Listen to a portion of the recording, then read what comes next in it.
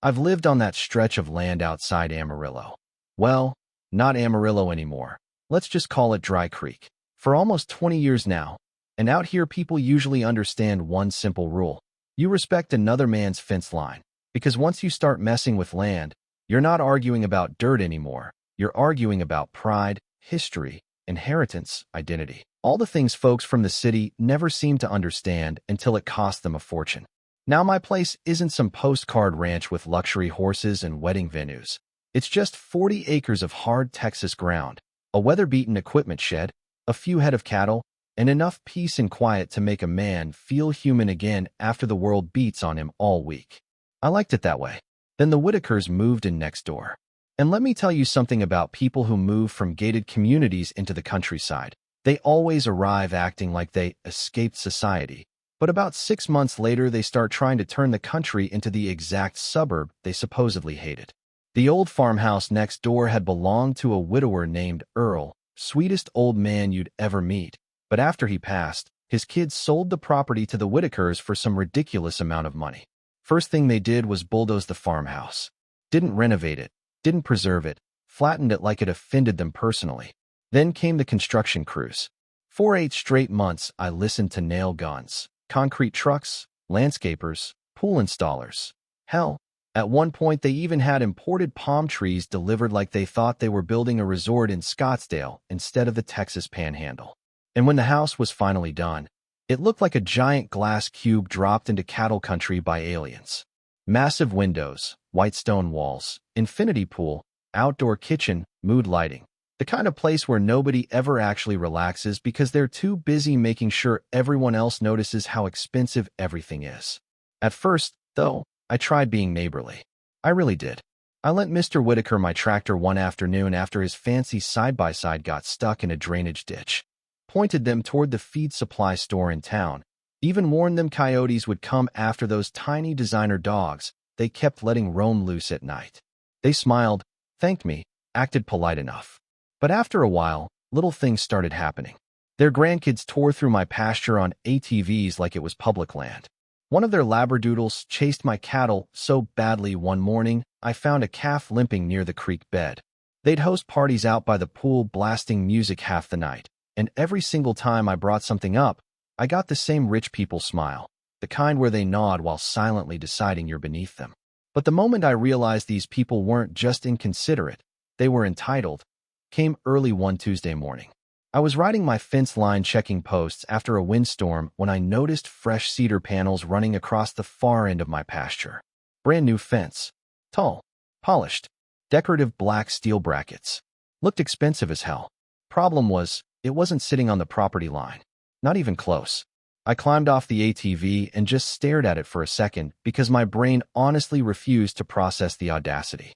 That fence sat nearly 10 feet inside my land. 10 feet. Doesn't sound like much to people in apartments, but out here, you don't just accidentally build 10 feet onto another man's property. I went back to the house, pulled out the survey documents from the filing cabinet, spread them across my kitchen table, checked every measurement twice, then a third time because I almost couldn't believe somebody would be that stupid. But there it was in black and white. They'd crossed the line. Literally.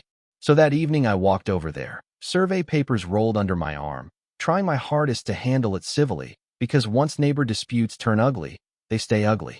Mrs. Whitaker answered the door wearing tennis clothes that probably cost more than my monthly feed bill. And before I even finished explaining the issue, she crossed her arms and gave me this little amused smirk like I was bothering her during brunch. I showed her the survey, pointed directly to the markers, explained the fence was on my property and needed to be moved. She barely even looked down at the papers. "We hired professionals," she said, all cold and dismissive. I seriously doubt they made a mistake.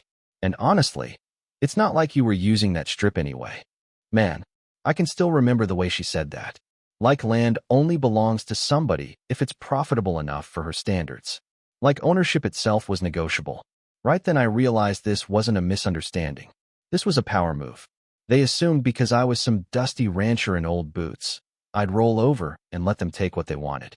I just smiled, folded the survey back up, tipped my hat slightly, and said, "All right then." Because sometimes the calmest reaction scares people the most. especially when they don't yet realize you've already started planning. Now, before I tell you what happened next, let me explain something because a lot of folks watching this might think, well, it's only 10 feet. Why not just let it go? And see, that right there is exactly how these situations spiral out of control. According to standard procedure in most rural counties, property disputes aren't about the size of the land. They're about establishing control over boundaries. Once somebody starts treating your property line like a suggestion instead of a legal limit, things get dangerous real fast. From a legal perspective, if a landowner ignores encroachment long enough, especially in certain states, the other party can eventually argue what's called adverse possession. Now, people online misunderstand that law all the time. It doesn't mean somebody can instantly steal your land because they planted flowers on it. But if someone openly occupies or improves part of your property for years while you do nothing, courts can start viewing that silence as permission. And trust me, wealthy people know this stuff more often than they pretend to. But honestly, the legal side wasn't even the most interesting part to me. The psychology was. This is a psychological trap people with money fall into constantly. They confuse inconvenience with authority. The Whitakers had spent millions building that luxury ranch house, so somewhere in their minds, they started believing the entire landscape around them should naturally bend to fit their lifestyle. That's why Mrs. Whitaker made the comment about me not using the land. To her, unused land was wasted land. But out in the country, untouched land still means something. Space means freedom. Boundaries mean respect. The lesson here is simple. If someone casually ignores a small boundary early on, they're usually testing whether you'll defend the bigger ones later. And the moment I realized that fence wasn't an accident, I stopped thinking like a neighbor and started thinking strategically. The next morning, I drove straight down to the county office in Millhaven, survey maps sitting on the passenger seat beside a thermos of black coffee. And if you've never been inside one of those old rural county buildings, let me paint the picture for you. Faded linoleum floors, ancient fluorescent lights buzzing overhead, bulletin boards full of livestock auction flyers, and missing dog notices. The kind of place where everybody knows everybody, and news travels faster than wildfire in August. I filed a formal complaint for unlawful encroachment, nice and calm, no yelling, no threats, because contrary to what people think, the angriest man usually loses these situations. The clerk looked over my paperwork, nodded once, and said, "County inspector will head out there this week." That was it. No drama, no courtroom speeches, just process. And honestly, process scares arrogant people more than confrontation does, because process leaves a paper trail. 3 days later, the inspector came out and confirmed exactly what I already knew. The Whitaker's fence was sitting nearly 10 feet over my boundary line. Stakes were measured, photos taken, notices issued. According to standard procedure, they were given 30 days to remove the structure or face escalating county fines. Real simple. Now, any reasonable person would have fixed the problem right there.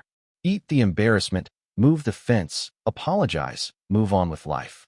But pride makes people stupid, especially rich pride.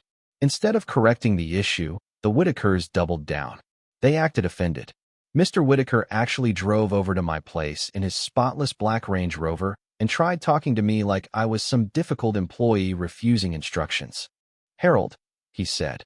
"Except my name ain't Harold," which somehow made it worse. "Surely we can come to a practical arrangement here." Practical arrangement. That phrase still cracks me up. Because when wealthy people say practical arrangement, what they usually mean is, how much money until you stop being inconvenient? I leaned against my fence post, looked him dead in the eye, and said, "The practical arrangement is you move your fence." He sighed like I was exhausting him. "You're creating unnecessary hostility over unused pasture." There it was again, unused. Like if I wasn't actively standing on every square inch of my property 24 hours a day, they could just absorb it into their luxury compound. That conversation told me everything I needed to know. They weren't planning to move that fence voluntarily. So I made a decision right then, and to this day, it remains one of the most satisfying decisions of my life. About a week later, delivery trucks started rolling onto my property. Steel beams, lumber, roofing panels, concrete mix. The Whitakers noticed immediately too, because rich people always notice construction near their precious views. Mrs. Whitaker came marching across the grass wearing giant sunglasses and that same irritated expression people get when reality refuses to cooperate with them. "What exactly are you building?" she demanded. I smiled politely. "Livestock barn." The silence after that, beautiful. You could practically hear her blood pressure rising. "There," she snapped, pointing toward the disputed fence line.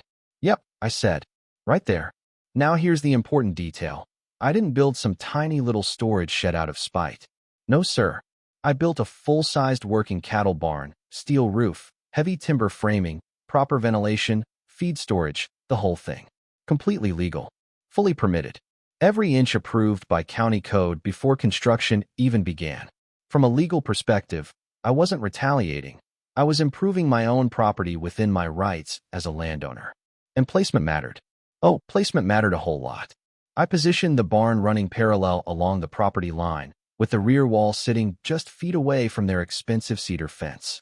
Not touching it, because I'm careful, but close enough that from their side, all they'd see through those giant luxury windows was the backside of a working livestock structure. Gone was their sunset view across rolling pasture. Gone was the illusion of untouched countryside they'd paid millions to imitate. In its place, corrugated steel, stacked hay bales, feed barrels, and about 14 cattle who woke up every morning ready to discuss digestive science at maximum volume.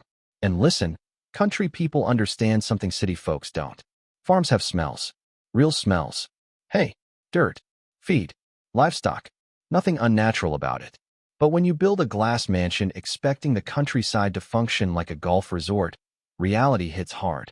Construction took about 3 weeks, and the entire time I could feel the tension building next door. Workers coming and going. Nail guns echoing at sunrise. Concrete trucks rumbling past their decorative landscaping. The Whitakers kept glaring at the project from across the property like they were watching a horror movie unfold in slow motion. Then finally, the barn was finished. First morning I moved cattle inside. I almost laughed out loud watching Mrs. Whitaker step onto her back patio, holding a cup of coffee, then immediately freeze after catching a full wave of authentic ranch atmosphere drifting across the breeze. She looked absolutely horrified, like nature itself had personally insulted her. 2 days later they came storming over together. No smiles this time. No fake politeness. Mr. Whitaker was red-faced furious, and Mrs. Whitaker looked one minor inconvenience away from spontaneous combustion. "You can't do this," she shouted before even reaching the porch. "You built that monstrosity specifically to punish us." I took my time setting down the feed bucket before answering, because calmness drives angry people insane. "Punish you," I said. "No, ma'am. I built a barn on my farm." Mr. Whitaker jabbed a finger toward the structure. "It's destroying our property value." I shrugged. "Then maybe your fence should have stayed on your side." That's when the threats started. Lawsuits, nuisance claims, harassment accusations. At one point, Mrs. Whitaker actually yelled, "People like you are impossible," which honestly might be the nicest compliment I've ever received. But here's the thing they didn't know. I'd already spent hours talking with my attorney before construction ever began. Every permit checked, every setback verified, every inch documented. This is a psychological trap entitled people walk into all the time. They assume emotional outrage can override preparation. It can't. The law favors the person who keeps records, follows procedure, and stays patient. About a month later, the county fines kicked in because the fence still hadn't been moved. And those fines? They stacked daily. Suddenly, the Whitakers weren't dealing with some stubborn rancher anymore.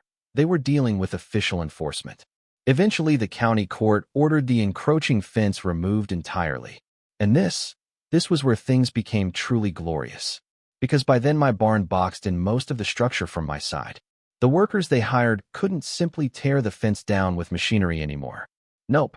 They had to dismantle the whole thing panel by panel from inside the Whitakers' own property, carefully maneuvering around landscaping, decorative lighting, irrigation lines, and the narrow gap between their precious luxury yard and the back wall of my barn. It took days. Expensive days. I'd sit out there every morning feeding cattle, coffee in hand, watching crews sweat through Texas heat while unscrewing those cedar panels one miserable section at a time. And every now and then one of the workers would glance over at me with this little grin, like even they understood how ridiculous the whole thing was. The best part? I never once raised my voice through any of it. Never threatened them. Never insulted them publicly. I just let consequences do their job. By the end of summer, the Whitakers barely used their backyard anymore. The outdoor parties stopped. The pool stayed empty. And eventually rumors started floating around town that they were considering selling the property altogether because they didn't feel comfortable in the community.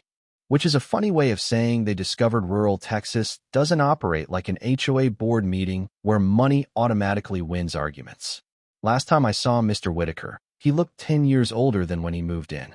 He didn't wave, didn't speak, just climbed into his SUV and drove away while I stood by the barn tossing feed to my cattle. And every single morning since then, when the sun comes up over that pasture and lights up the steel roof sitting exactly where it legally belongs, I tip my hat toward that barn and smile, because what started as their attempt to quietly steal a strip of my land turned into the most expensive lesson of respect they ever learned. You know, looking back on the whole thing now, people always ask me the same question. Was it really worth all the trouble?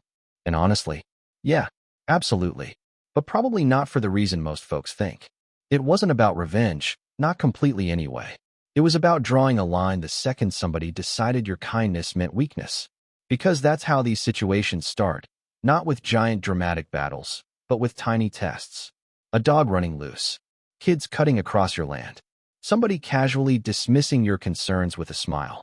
Little moments where people quietly check whether you're the kind of person who'll defend your boundaries or slowly surrender them to keep the peace.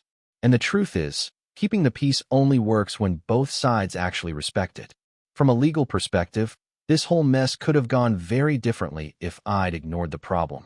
That's the part people online love to underestimate. Property laws, HOA disputes, easement conflicts, those things aren't just boring paperwork issues. They become emotional because land represents control, stability, identity. Especially out in rural America, where families spend generations building something inch by inch. According to standard procedure, the smartest thing you can do in any dispute like this is document everything early, stay calm, and never let your emotions outrun your preparation. Because once lawyers, counties, and courts get involved, the loudest person in the room usually isn't the one who wins. It's the one who planned ahead. But honestly, the psychological side fascinates me even more. This is a psychological trap people fall into when they confuse wealth with authority. The Whitakers believed money could reshape reality around them. They thought if something looked better, cost more, or fit their lifestyle more neatly, then naturally it deserved priority over the people already there. And that mindset doesn't just ruin neighborhoods, it ruins relationships, communities, even families. The lesson here is simple. Respect matters more than status. You can build the fanciest house in the county, install infinity pools, imported stone, luxury gates, all of it. But if you treat the people around you like obstacles instead of neighbors, eventually that arrogance catches up to you. Sometimes through courts, sometimes through consequences, and sometimes through a giant cattle barn parked right beside your illegal fence. Now, personally, I still believe most neighbor disputes can be solved with one honest conversation and a little humility. But humility only works when both sides bring some to the table. So I'm curious, what would you have done in my situation? Would you have fought it legally?